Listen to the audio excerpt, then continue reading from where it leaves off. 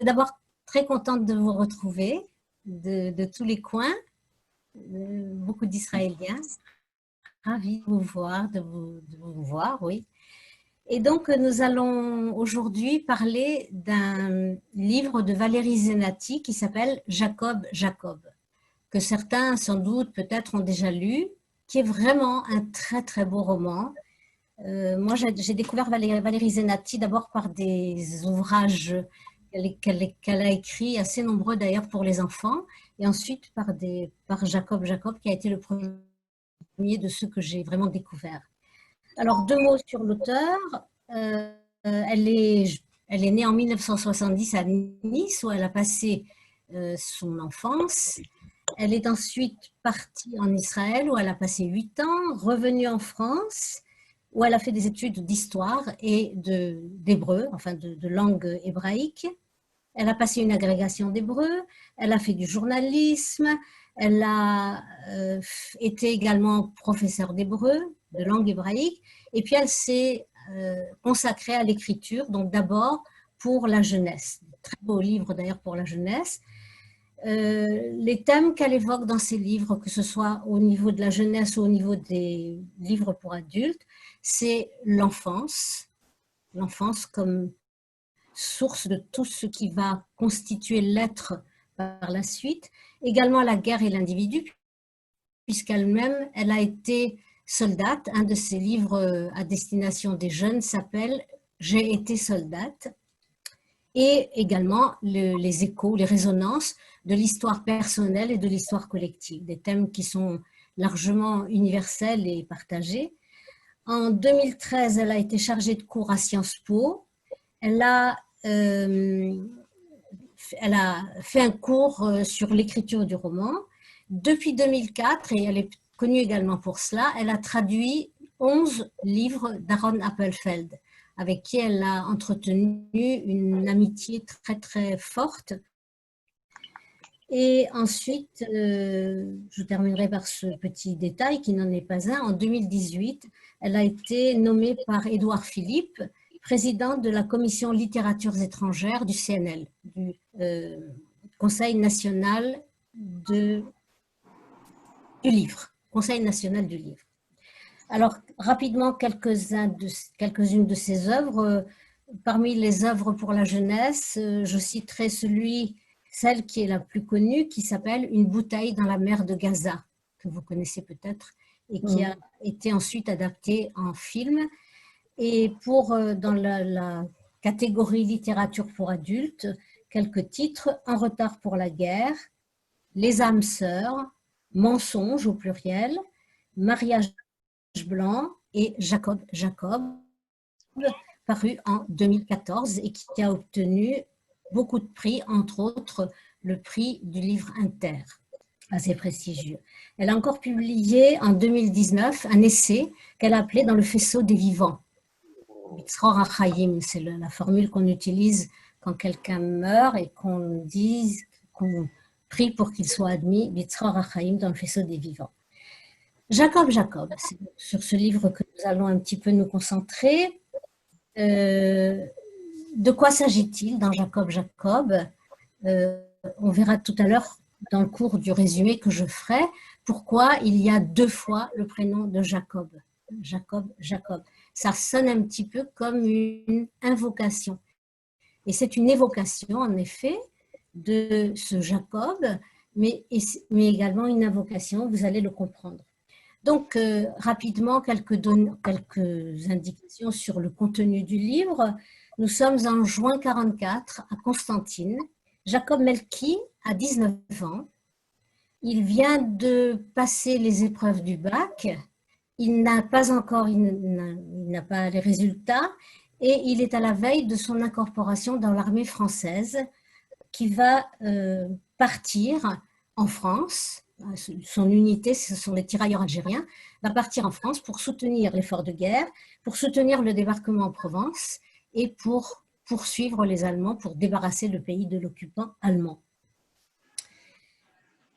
Jacob, je l'ai dit, il a 19 ans, il vit avec ses parents, Chaim et Rachel, avec son frère Abraham, sa belle-sœur Madeleine, et les trois enfants de Abraham et Madeleine, qui sont des jeunes enfants. L'aîné Gabriel, un garçon qui a 8 ans au début du roman, et deux filles, Camille et Fanny, qui sont petites encore. Madeleine est enceinte de jumeaux. C'est un milieu pauvre, pauvre dans le sens matériel du terme, mais pauvre aussi dans le milieu, on va dire, à la fois psychologique et intellectuel du terme. Le père de Jacob, qui s'appelle Chaim, je ne sais pas si j'ai donné leur nom, Chaim son père et Rachel sa mère. Le père Chaim et le frère Abraham sont tous les deux, travaillent tous les deux, ont tous les deux une cordonnerie, mais une cordonnerie qui a peu de clients. La clientèle est volatile, elle préfère confier les travaux à des gens qui travaillent au noir, mais qui, dit la narratrice, ne font évidemment pas du très bon travail, mais ils rentrent souvent malheureux parce que la journée a été extrêmement stérile. Donc, c'est un milieu pauvre, c'est un milieu fruste également, et c'est aussi un milieu frustré. En particulier, le frère de Jacob porte sur son visage et sur son corps même la marque de celui qui n'a pas pu faire ce qu'il voulait. Et en effet, on va apprendre au cours du roman, de façon très discrète, que Abraham n'a pas su quelque part, je le dis dans des termes plus, dans des termes qui sont moins poétiques que ceux de l'auteur, n'a pas pu se libérer de l'emprise de son père. Il n'a aucune indépendance ni morale ni psychologique par rapport à son père, et il souffre de cela parce que quelque part ça l'empêche de vivre.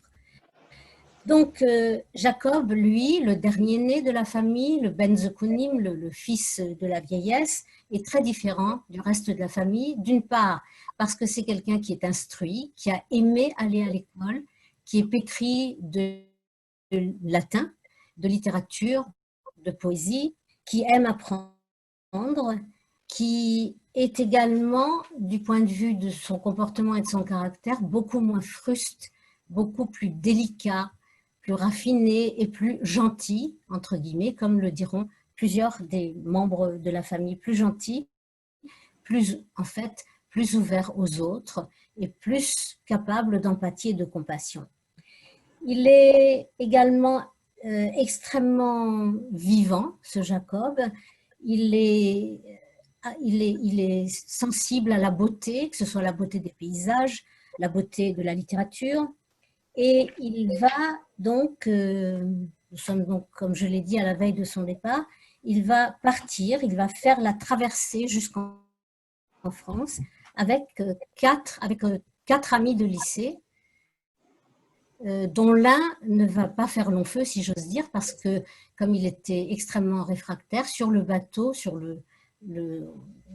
au début avant même que le bateau ne quitte le port, il s'est jeté à l'eau et il a déserté en quelque sorte l'unité. Les trois autres, ce sont, et là évidemment le choix n'est pas anodin, ce sont un arabe, un musulman, un chrétien et un juif. Ce sont des trois amis qu'il a fréquentés au lycée et qui vont être ses compagnons de traversée et ses compagnons également dans la guerre qu'il va être amené à mener en France. Il va être initié brutalement à la guerre. Avant même que le bateau n'accoste, il va être confronté au bombardement et à la violence des attaques qui se font sur le rivage provençal. Et il va vivre avec effarement cette initiation ou ce contact brutal avec la guerre. Je vous lis 2-3 lignes pour vous le faire toucher de doigt.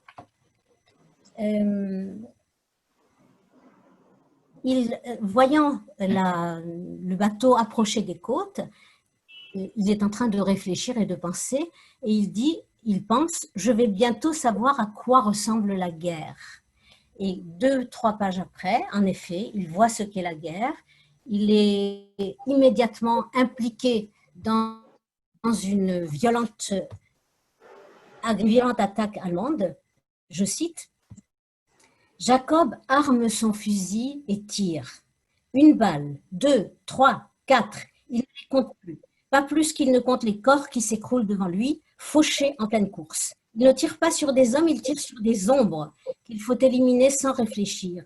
Sa main gauche trouve les cartouches, comme si c'était le seul geste qu'elle avait accompli depuis toujours. Ses yeux repèrent les soldats à abattre. Son index droit appuie aussitôt sur la détente. Il ignorait qu'il sentirait cette bourrasque dans sa poitrine. La résonance des explosions le soulève. Il ne voit pas les camarades qui tombent dans leur rang. Il n'a Dieu que pour ceux qui portent l'uniforme noir, suscitant en lui une haine inattendue. À ses côtés, Attali et Wabed Salam tirent comme des fous eux aussi. Ils déchargent leurs balles en rafale, expulsent leur violence toute neuve. Puissant, puissant, Jacob aperçoit Bonin terré derrière un rocher, claquant des dents. Je m'arrête là. Vous avez déjà, dans cet extrait, un aperçu de l'écriture à laquelle je consacrerai quelques réflexions tout à l'heure.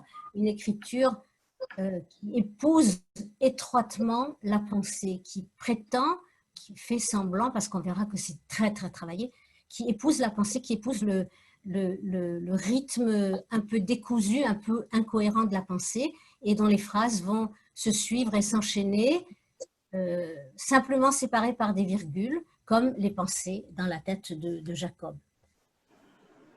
Donc, il fait connaissance, comme vous l'avez vu dans ce passage, avec l'effarement, avec la perte de soi-même, l'absence à soi, la déshumanisation des autres et de soi-même. Il ne tire pas sur des hommes, mais sur des ombres, avec le sentiment de puissance, puissant, puissant, répété 2 fois, avec l'effroi, aussi avec l'épuisement. Il va, à la suite de cette première attaque, ils vont passer une nuit à Toulon, si j'ai bonne mémoire, et là, il va connaître une jeune fille, très brièvement, une jeune juive qui s'avère être juive. Elle s'appelle Louise, mais elle préfère qu'on l'appelle Léa de son vrai nom. Elle a 16 ans et il va, dans cette urgence dont le lecteur pressent, mais dont lui-même, le héros pressent également, la brièveté, va faire connaissance avec cette jeune fille et il va passer avec elle une nuit qui n'aura pas de lendemain, une nuit d'amour et de découverte de l'autre. Toute l'unité des tirailleurs algériens dans laquelle il se trouve va être décimée, y compris 2 de ses amis. Avec le dernier, Wabdel Salam, c'est-à-dire le musulman, il va être intégré à une unité de tirailleurs marocains et ils vont donc continuer le périple, ils vont remonter la France jusqu'au nord, jusqu'aux Vosges, dans le froid des Vosges. Et il va, dans cette offensive, être tué. Jacob va être tué. Là aussi, je vous lis le très bref passage qui raconte sa mort, un passage qui est à la fois bref et choquant et qui est fait, en effet, pour certainement choquer le lecteur. Je lis. Donc, nous sommes près de Thann, que les Alsaciens connaissent bien. Près de Thann, nous sommes aux approches de Noël. Il y a un combat qui commence, le dernier combat, leur a-t-on promis. Et maintenant, le combat commence.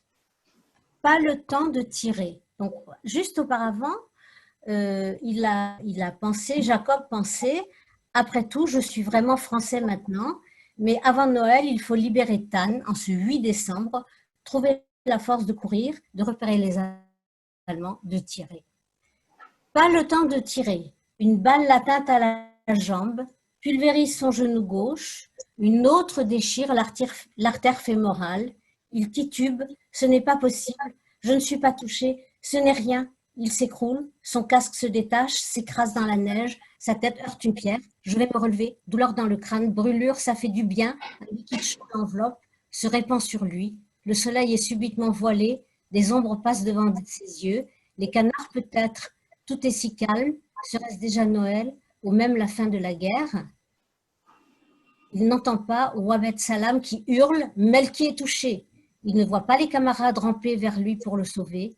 Il soulève son corps sur un brancard pour le porter à l'abri. L'infirmier de la sécurité bande son genou, comprime les blessures, les mains rouges du sang chaud de Jacob, dont le visage est blême, les lèvres violettes, figuées, ses traits juvéniles soudain empreints d'une gravité insupportable.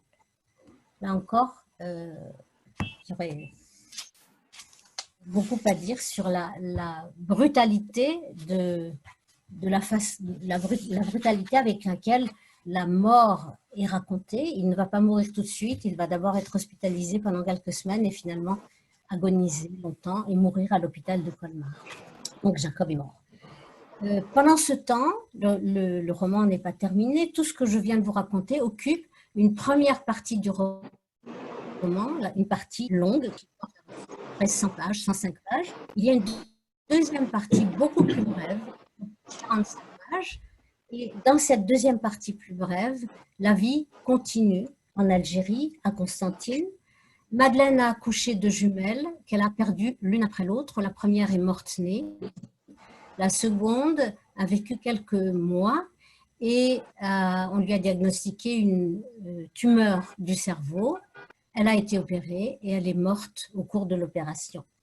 Madeleine rentre à Constantine pour apprendre, au moment où elle ouvre la porte de l'appartement, par les pleurs et par la douleur de Rachel, elle apprend donc la mort de Jacob. Et la vie, tissée à la mort, continue à cheminer dans ces 45 pages de la deuxième partie.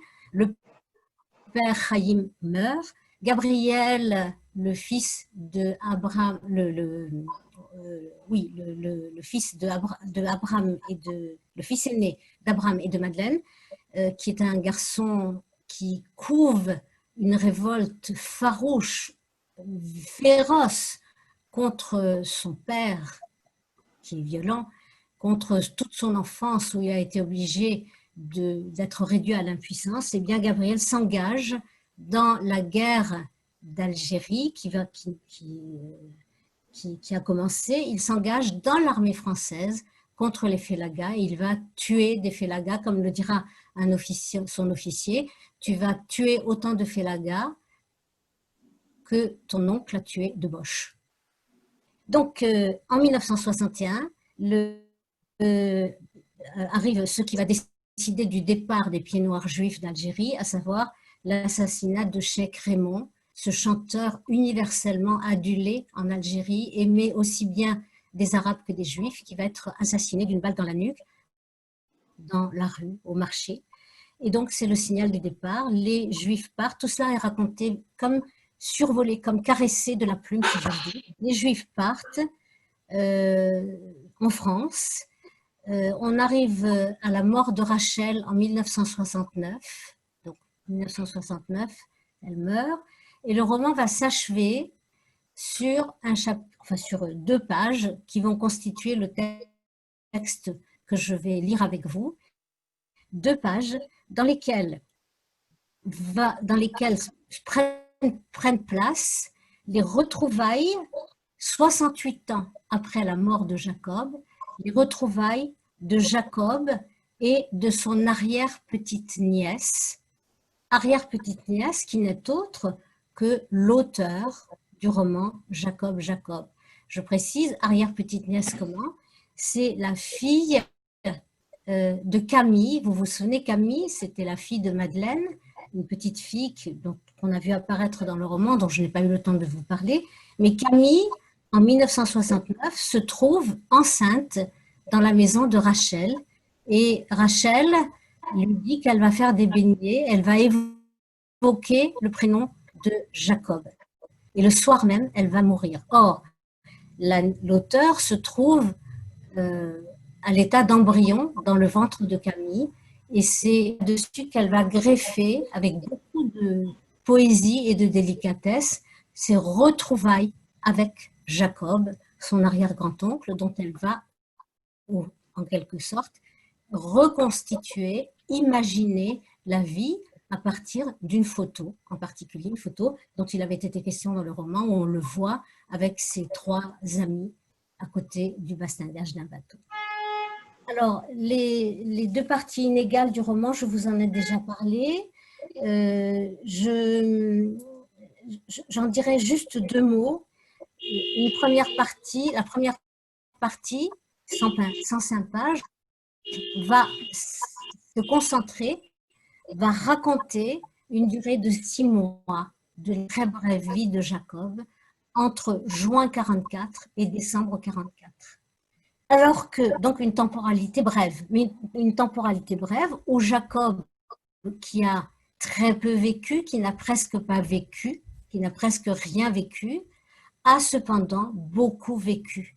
Et c'est, je pense, un des messages de ce découpage-là, c'est qu'il y a une intensité de vie et de présence dans cette première partie, de présence du héros Jacob, qui justifie que l'auteur se soit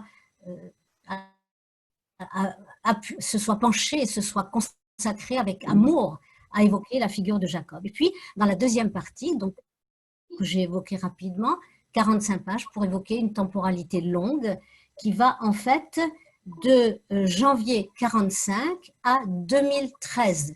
2013, le moment où la narratrice qui est également l'auteur, ça n'est pas toujours le cas, ici ça l'est, où la narratrice qui est également l'auteur va écrire l'histoire de Jacob. Voilà, et ça c'est donc la temporalité longue, une temporalité longue qui est comme, alors il y a un rythme complètement différent, vous pouvez bien le comprendre, on évoque très longuement 6 mois et très très rapidement, en survolant, en caressant, j'ai dit tout à l'heure, en caressant la plume, toute cette période qui est teintée de deuil, de mélancolie et d'effort pour se souvenir. Les thématiques dans le roman, après juste 2 mots, encore, enfin quelques mots encore, avant d'aborder le texte lui-même, dans ce roman sont abordées des thématiques variées et en particulier, évidemment, une des thématiques, vous allez comprendre qu'elle m'est particulièrement frappée, c'est la condition des femmes. La condition des femmes qui sont soumises, silencieuses, apeurées, solitaires et souffrantes, mais qui sont aussi oppressives. Rachel, la mère de Jacob, qui fait partie de ces femmes soumises qui craignent les hommes, qui font en sorte avec angoisse presque que tout soit prêt pour le moment où les hommes vont rentrer, qui n'ouvrent pas la bouche lorsque le grand-père et le père vont saisir le gamin de 8 ans et le frapper durement et l'enfermer dans la cave pendant toute une nuit. Eh bien, Rachel sait aussi elle-même prendre sa part de ce pouvoir oppressif dans une espèce de revanche, si vous voulez. Je vous lis 2 lignes pour vous mettre au parfum, si j'ose dire. Jacob vient de rentrer, c'est tout au début du roman. Jacob vient de rentrer et dans sa hâte, il a bousculé Madeleine qui tenait une pile d'assiettes et les assiettes se brisent par terre. « Je suis désolé, dit Jacob, pardon. » Et il se baisse pour ramasser les débris. « Non, ce n'est pas à toi de le faire, mon fils, » dit Rachel, qui est accourue, et d'un regard bref, elle indique à Madeleine de nettoyer les dégâts, et plus vite que ça, il est 7h30, les hommes vont bientôt rentrer. Alors, il y a beaucoup d'autres endroits où on voit en particulier la souffrance de Madeleine, qui assiste encore une fois à la correction extrêmement injuste de son fils Gabriel, qui ne peut rien dire, qui est seul au moment où sa petite-fille, sa deuxième jumelle, meurt à Alger. Ils ne sont pas à Constantine. Son mari, par chagrin, la laisse et va boire. Et elle se retrouve complètement seule, complètement abandonnée dans un moment extrêmement difficile. La condition des enfants eux-mêmes, Gabriel frappé, les petites filles privées toujours au profit des garçons et des hommes. Les petites filles, raconte l'auteur, les petites filles n'ont pas droit à la viande qui est dans le bouillon. La viande, elle est réservée pour les hommes et éventuellement pour Gabriel, le garçon. Le deuxième thème, c'est l'amour maternel, extrêmement présent, et en particulier dans un chapitre du livre où on voit Rachel, il n'a pas de nouvelles de Jacob, il est parti de la maison, elle pense qu'il n'est pas encore parti en France, et comme elle n'a pas de nouvelles, elle va le chercher de caserne en caserne, affrontant des situations dont elle n'a absolument pas l'habitude, dans un périple qui pour elle représente à la fois un danger physique et un danger moral, et elle va affronter tout cela armée de l'amour qu'elle porte à son fils. On a également le thème de l'amour à travers deux personnages de femmes rapidement évoqués. Lucette, qui aime Jacob depuis toujours, mais Jacob ne fait pas très attention à elle. Et Louise, cette rencontre d'une nuit, mais sans lendemain. Le thème évidemment de la guerre et de la mort, très très présent. Le thème chez Jacob en particulier du désir de vivre et d'être heureux, qui représente aussi une des différences avec le reste de sa famille qui est quelque part habité par le malheur. Jacob va noter que autour de lui, on parle beaucoup de la mort, dans des expressions toutes faites, par exemple, que je meurs si je ne fais pas ce que je t'ai dit. Et lui ne parle jamais de la mort. Il est habité entièrement par le désir de vivre, d'être heureux et aussi d'avoir des enfants. On a également la thématique du père et du fils.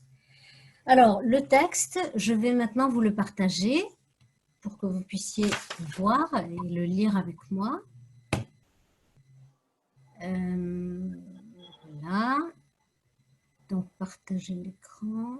Voilà. Voilà. Partager l'écran.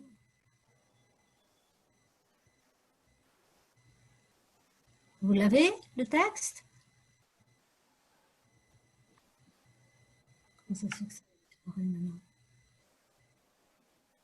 Vous avez le texte? Non. Non? Alors, vous êtes en train de partager. Par contre, on a tout votre écran, tout ce que vous avez dans votre ordinateur. Vous avez mon écran? Alors, je reconnais. Ah, voilà. On a le bureau. Voilà. A le bureau. Maintenant, voilà. On a le texte. J'ai le texte. Okay. Voilà. D'accord. Alors, c'est ce texte sur lequel nous allons nous pencher un petit peu. Ce sont les deux dernières pages du roman, celui dans lequel, au fond, on nous donne la clé qui va nous permettre de comprendre à quoi correspond l'évocation de Jacob. C'est là que nous comprenons, si vous voulez, l'origine et la raison d'être de ce livre, l'évocation-invocation de ce Jacob, mort à la fin de l'année 44, au début de l'année 45. Et bon, alors je crois que le mieux, c'est que nous allons le lire ensemble.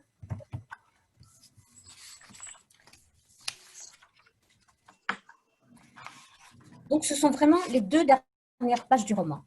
Mais l'eau continuait à couler sous le pont. Alors, juste avant de commencer, pour vous le situer, nous sommes exactement au moment que j'ai évoqué tout à l'heure, à la fin du survol de toute cette période qui s'achève en 2013.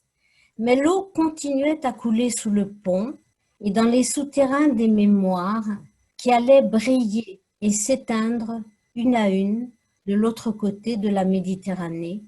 Le nom et le souvenir de Jacob émergeaient encore, faisant parfois surface dans la phrase collective qui les enveloppait tous de tristesse et d'amertume. On a laissé là-bas nos morts.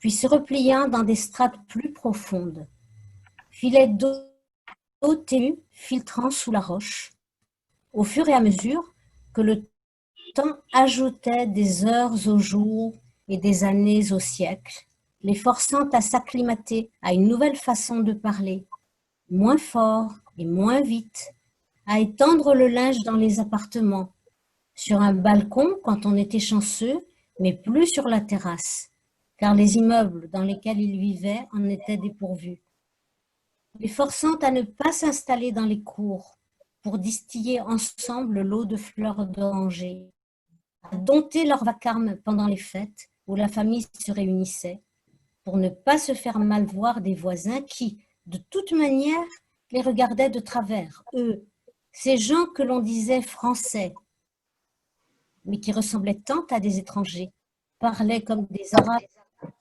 et semblaient toujours trop nombreux.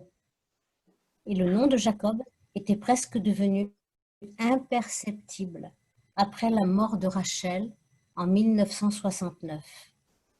Ce jour-là, Camille était venue lui rendre visite et un rare sourire avait éclairé le visage de sa grand-mère qui avait deviné.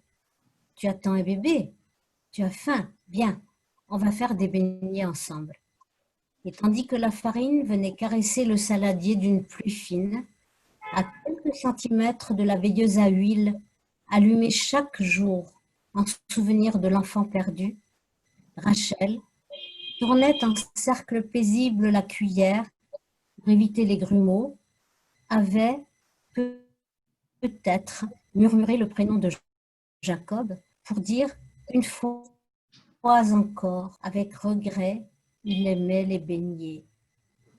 Et la petite fille, qui poussait tranquillement à l'abri dans le ventre maternel, avait peut-être entendu, peut-être pas, le prénom prononcé avec amour et triste douceur.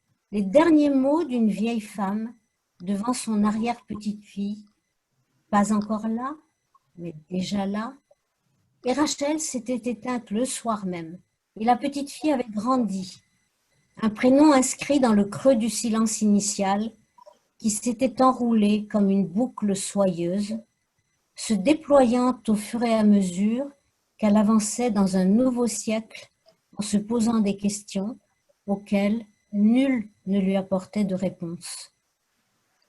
Et Jacob, ni pendant les combats, ni devant Maryse, ni dans son délire d'agonie dans la chambre du docteur Worms, n'aurait pu penser que 68 ans après sa mort, elle contemplerait la photo de 4 soldats posant devant une réplique d'une Normandie, inventerait les noms de 3 d'entre eux, Wabed Salam, Attali, Bonin, partirait à la recherche de sa tombe à Constantine, de son nom sur une plaque commémorative à Thann, ne trouverait ni l'une ni l'autre, mais sentirait sa présence à chaque pas, dans les eaux vives du Rumel, dans les eaux tranquilles de la Tour, où des canards s'ébrouaient après une averse automnale, il ignorait que son nom jaillirait de nouveau, Jacob, Jacob.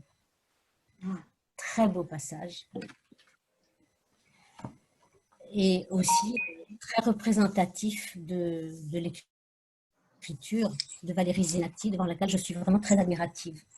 Alors, vous voyez, c'est un passage au fond dans lequel il faut essayer de replacer des choses, parce qu'à cause de l'écriture, vous avez remarqué cette écriture qui a l'air de partir au fil de la pensée, mais qui est extrêmement bien construite, et on va le voir.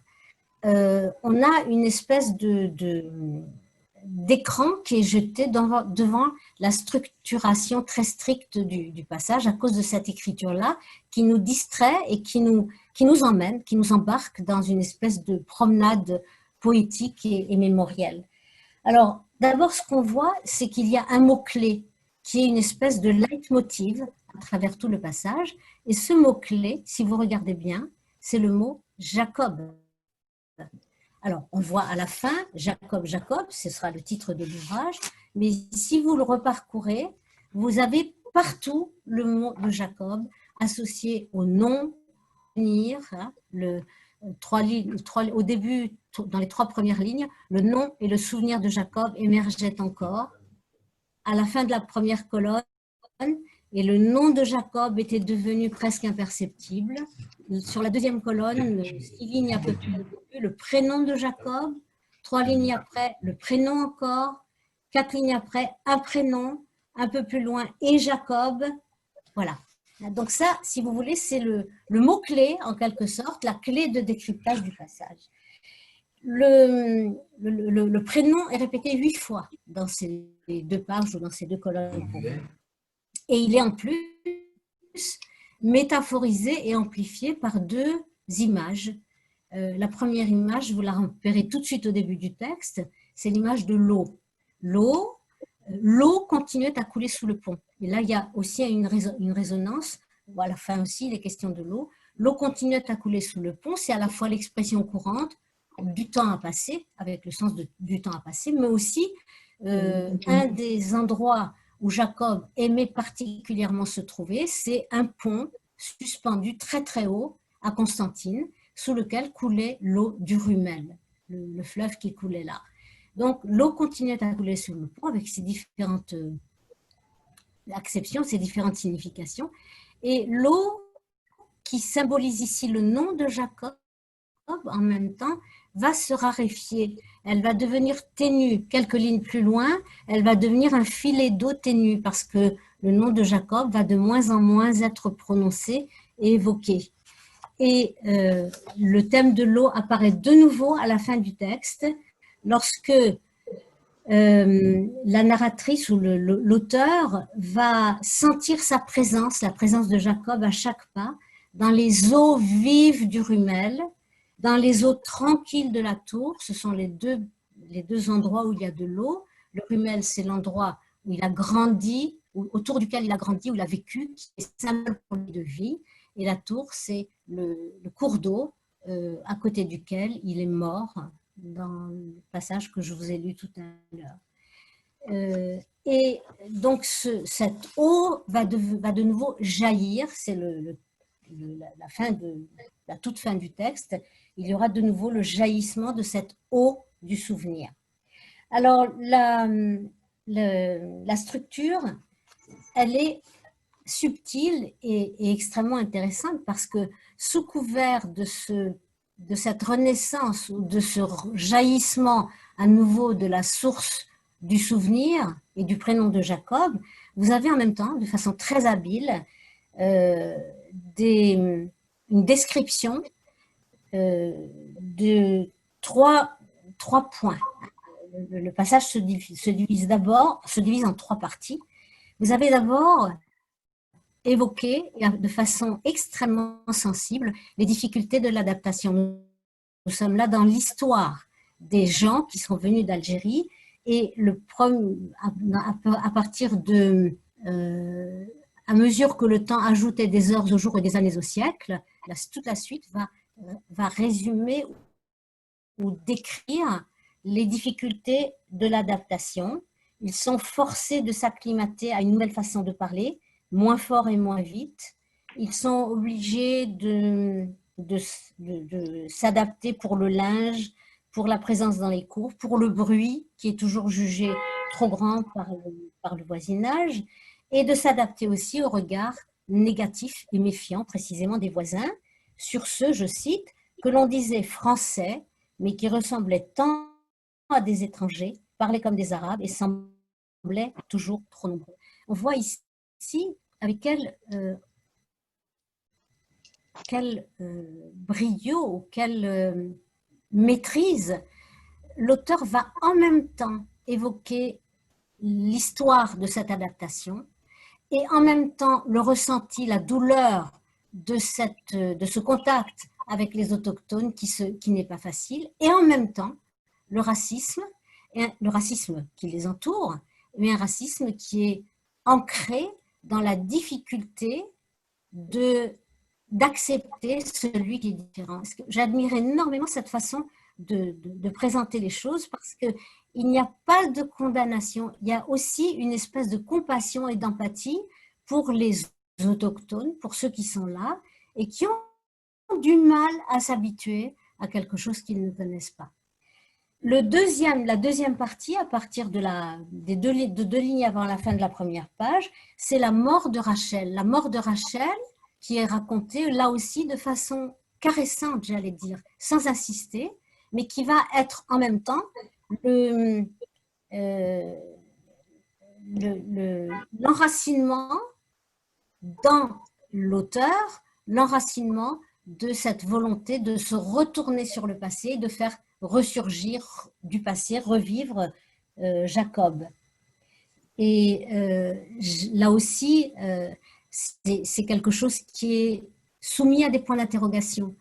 Peut-être cette petite fille, pas encore là, tout en étant là, peut-être a-t-elle entendu dans un souffle l'évocation triste et douloureuse de Rachel, évoquant pour la dernière fois Jacob, et l'évoquant, ça aussi c'est très très très doux à l'oreille et à la mémoire de chacun d'entre nous, l'évoquant par le biais d'une pâtisserie, par le biais de beignets qu'elle fait Et pourquoi les fait-elle? Parce que précisément, Jacob aimait ces beignets et que ces beignets, la confection de ces beignets sont liés étroitement à cet enfant perdu. Et la troisième partie de ce passage, c'est le cheminement extrêmement poétique de ce prénom, inscrit dans le creux du silence initial, dans la mémoire encore en formation de cette petite fille qui n'est pas là tout en étant là, et qui va peut-être l'a-t-elle entendu, et peut-être a-t-elle constitué le socle de ce désir de revisiter le passé, en particulier ce personnage. Et là, nous apprenons finalement que les personnages avec lesquels nous avons vécu, les trois camarades de Jacob, le musulman, le juif et le chrétien, dont les caractères et la présence seront extrêmement différents, eh bien, ce sont des personnages qu'elle a inventés à partir d'une photo, à laquelle est constituée beaucoup plus tôt dans le récit. C'est une photo que Jacob a envoyée avant de quitter la caserne d'Alger à ses parents, et cette photo, elle est restée. Et c'est cette photo-là qui va constituer, au fond, le levier de la création de ce très beau roman. Donc, c'est là-dessus que je vais terminer. On voit bien à travers ce passage-là, si j'avais eu plus de temps, je l'aurais fait plus dans le détail, l'écriture, ce piège un petit peu d'une écriture extrêmement subtile et travaillée, où chaque mot et chaque place de mot est calculée, et qui pourtant a l'air de couler de source, c'est le cas de le dire, nous sommes dans la métaphore de l'eau, qui a l'air de couler de source et de couler naturellement au rythme de la pensée. En particulier avec les longues phrases sans ponctuation ou avec qui ne s'arrêtent pas. Il n'y a pas par exemple, de subordonnés, les subordonnés qui précisent quand, pourquoi, etc. Eh bien non, on est dans une espèce de continuité chronologique qui est celle de la pensée même. Mais c'est aussi cette écriture-là, donc cette écriture-là, encore une fois en apparence décousue et incohérente, qui va introduire la poésie, l'errance également, l'errance de la mémoire, les flashbacks, qui va pulvériser la chronologie et qui va faire la part belle à l'imagination comme moyen d'accéder, comme moyen privilégié d'accéder au réel. Voilà. Alors, je vous écoute. J'aimerais bien que vous interveniez. J'ai beaucoup aimé ce roman et en particulier ce passage que j'ai lu avec vous. Je vais essayer d'enlever le texte pour vous voir à nouveau. Voilà. Alors, comment je fais ça? Voilà. Ouais, mais je ne vous vois quand même pas.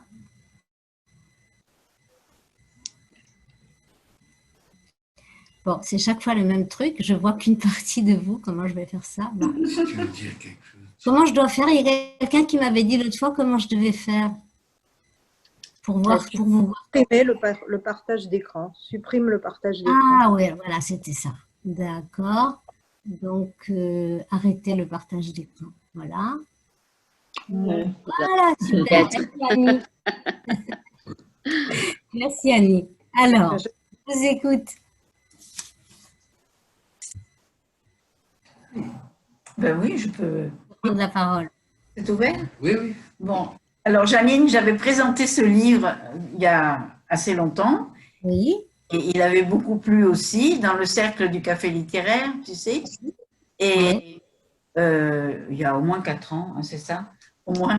Et j'avais beaucoup aimé, les gens aussi avaient beaucoup aimé. Et je lance un appel à ceux qui m'entendent. J'ai prêté le livre, je ne l'ai jamais plus retrouvé.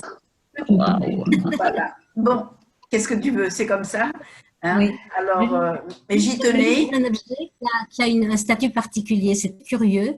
Un livre, bon, quand tu empruntes ou quand tu empruntes n'importe quel objet, tu ne viendrais pas à l'idée de le garder. Mais un livre, on dirait que celui qui l'emprunte, quelque part, il a un droit dessus. C'est très étrange. Oui. C'est vraiment, c'est décevant. Oui, ça arrive à tout le monde. J'avais beaucoup aimé et j'ai beaucoup aimé ta présentation. Merci beaucoup. Ouais.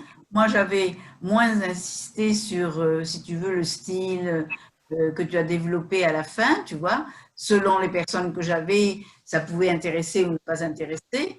Mais ce que j'ai apprécié au plus haut point, c'est toute la première partie, tu vois, et le retour à la fin sur Jacob. Donc, comme toi, hein, c'est exactement le même parcours. Et je l'ai conseillé à beaucoup de gens parce que c'est vraiment un très bon livre. Très, très bien. Oui, absolument. Merci. Merci, Janine. C'est ton Merci. intervention. C'est vrai. Qui d'autre? Prenez la parole. C'est un livre que j'ai beaucoup aimé et tu m'as de nouveau redonné envie de relire ce livre. Ma pile de livres à relire grandit. Oui.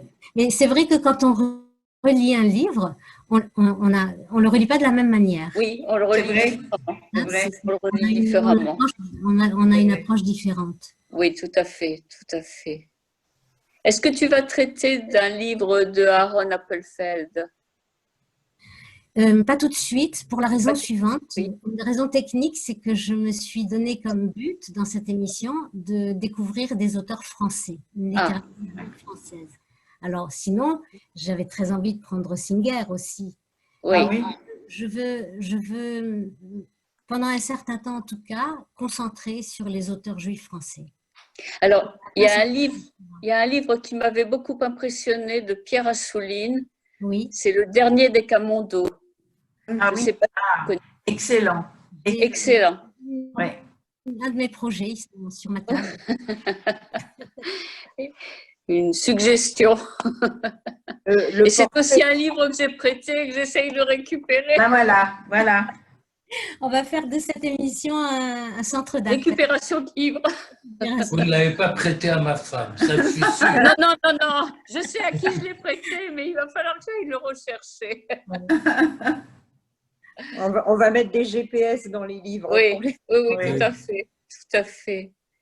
Eh bien, merci beaucoup, Janine. Merci, Merci Janine. Janine. Continuation. Flo, je te donne du travail.